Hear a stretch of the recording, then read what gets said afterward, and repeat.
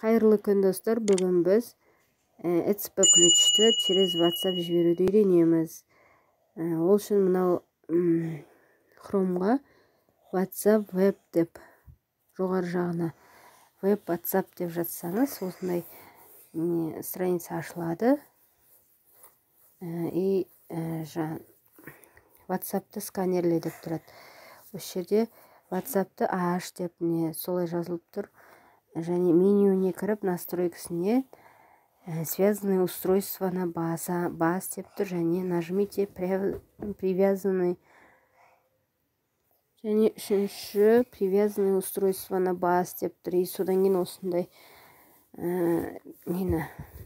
QR-кодты сканерлейтін шығады.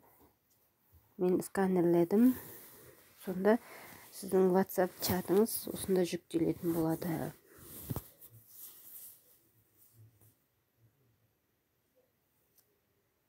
Кішкене загрузка болады осылай.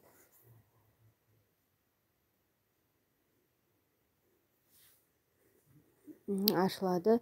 Енді бізге ECP ключті қалай жіберуді көрсетемін. Қазір керек адамыңызды таңдап аласыз.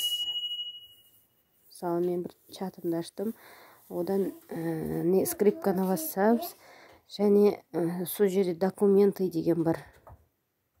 Соны бассақ, осы компьютердің бүткіл файлдарын жіберуге болатын ашылады. Керекті адамның ECP-сын таңдап аламыз да.